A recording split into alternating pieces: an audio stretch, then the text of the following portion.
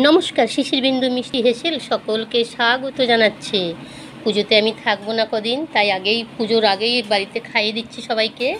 ডাল, মাছের মাথা দিয়ে পুঁই শাক, চাটনি, আলু ভর্তা খেতে ভীষণ ভালোবাসে। পেঁয়াজ লঙ্কা ভেজে কড়াইতে নাড়তে হবে। ডিমের অমলেট, মাছ, এটা খাবে দুপুরে। এই যে রাত্রে মাংস আর পরোটা খাবে বলে দিয়েছে। একদম প্লেন সিম্পল রান্না।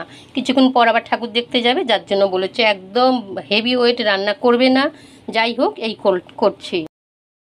সবাই ঠাকুর দেখতে গেল, তারপর আমি একা এবার ধীরে সুস্থে শান্তভাবে রান্নাটা শুরু করছি। এখানে মাংস আছে, ধুয়ে রেখেছি। 750 আছে মাংস, চিকেন, আর আছে হলুদ গুঁড়ো, ধনে জিরের গুঁড়ো, লঙ্কার গুঁড়ো। এটাতে আমি দিয়ে দেবো। আর এই দেবো ঘি। ঘি একটু দিয়ে এটা মাখিয়ে নেব। এখানে দেখুন টমেটোর একটু বেশি দিচ্ছি, আদা রসুন কাঁচা লঙ্কা টমেটোর পেস্ট করে নেব। আলু পেঁয়াজ আছে, মাখিয়ে নিয়েছি। এটা চাপা দিয়ে রেখে দিই, ততক্ষণ আমি মশলা বেটে পেঁয়াজ কেটে নিই। যত বেশিক্ষণ মাখিয়ে চাপা দিয়ে রাখবেন, মাংসটা মজবে ভালো, টেস্টও ভালো হবে। যাই হোক, 15-20 মিনিট রাখবো।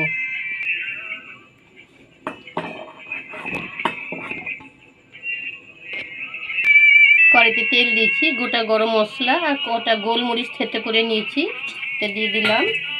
শুকনো লঙ্কা দিই, তেজপাতা দিই, পেঁয়াজটা দিই। পেঁয়াজটাও একটু বেশি দিচ্ছি, টমেটোটা একটু বেশি দিচ্ছি। পেঁয়াজ আর টমেটোর গ্রেভিটা না অপূর্ব লাগবে এই মাংসটার মধ্যে। জানি পুজোতে সবাই বাইরে বাইরে খাবে, পুজো করার দিন একটু আনন্দ করবে, খাটনি কম করবে।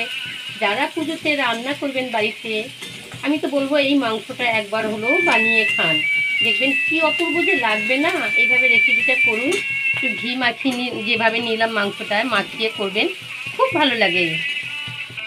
পেঁয়াজটা মোটামুটি ভেজে নিয়েছি। এখানে দেখুন নুন আর সামান্য একটু চিনি দিচ্ছি। আর তেলটাও কিন্তু খুব অল্প আমি দিয়েছি, তেল বেশি দিইনি। দেখলেন তো, খুবই অল্প তেলেই মাংসটা রান্না হচ্ছে। এই যে মশলাটা দিয়ে দেবো। 2-3 মিনিট কষিয়ে নিয়েছি। আমার বাড়িতে আলু ছাড়া মাংস হবে না, ওরা আলু খেতে এত ভালোবাসে। খুব ভালো করে নেড়ে নিয়েছি। এই যে একটু জল দিয়ে দিচ্ছি।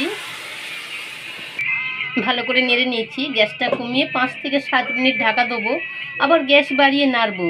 এইভাবেই কষাবো যতক্ষণ না মাংস আলু নরম হচ্ছে। এই আটা, এই ময়দা, এখানে দেখুন জোয়ান আছে, কালো জিরে আছে, এটা হাতে ঢেলে একটু রোদে দিয়ে দেবো। নুন, চিনি দিলাম। এখানে দেবো একটু বেকিং পাউডার, 1 চামচ দিয়ে দিলাম। ভালো করে মেশাবো, খুব ভালো করে মিশিয়ে নিচ্ছি। বিনা তেলে পরোটা, সব হেলদি খাবার। এখানে গরম জল আছে, একটু গরম জল দিয়ে হালকা হালকা করে একটু গরম জল দেবো, যতটা সইতে পারবো। বেশি বেশি দেবো না, মানে বেশি গরম নয়, হালকা গরম। আর এই যে টক দই, আগে দইটা দিয়ে ভালো করে মিশিয়ে নিই, যতটা প্রয়োজন পড়বে ততটা জল দেবো।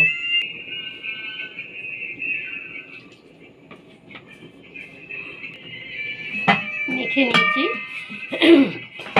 এটা আমি কিছুক্ষণ চাপা দিয়ে রাখি, যতক্ষণ মাংসটা হচ্ছে ততক্ষণ এটা চাপা থাক।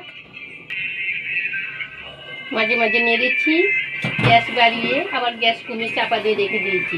বেশ সুন্দর একটা গন্ধ বেরিয়েছে, অপূর্ব গন্ধ বেরিয়েছে।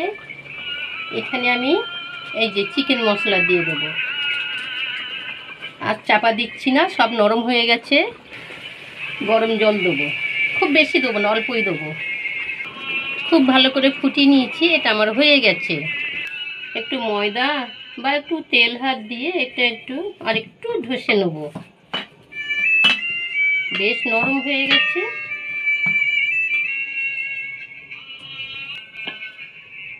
এখানে দেখুন এত কটা হয়েছে, 9-10টার মতন হয়েছে। যাই হোক, আমি একটু চাপা দিয়ে রাখি। ময়দা দিয়ে বেলতে পারেন বা তেল দিয়ে, আমি তেল তো দেবো না।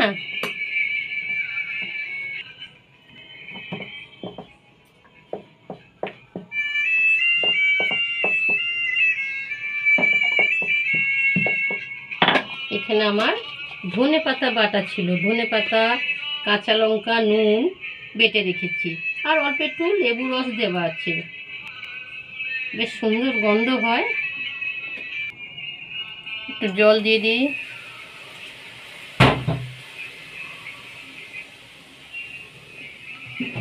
চাপা দিয়ে দিই, তাপটা কমিয়ে 2 মিনিট ঢাকা। পুরোপুরি লো করিনি, একটু হাই আছে লোয়ের থেকে। জলটা শুকিয়ে গেছে,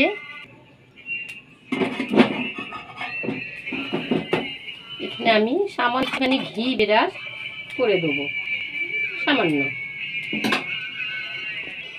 উল্টে পাল্টে শিখে নিচ্ছি। আমার চ্যানেলকে সাবস্ক্রাইব করুন, ভালো লাগলে অবশ্যই একটা লাইক দেবেন, বেল আইকনটা তো অবশ্যই দেবেন।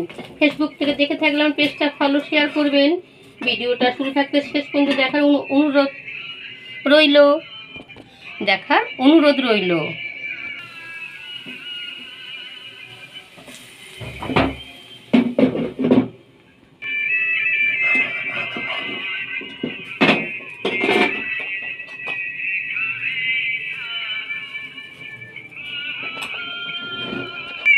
মাঝে মাঝে এই জলটা একটু ধুয়ে ফেলে দেবো। এটা ননস্টিকের মধ্যেই ভালো হয়, ননস্টিকের মধ্যেই করবেন।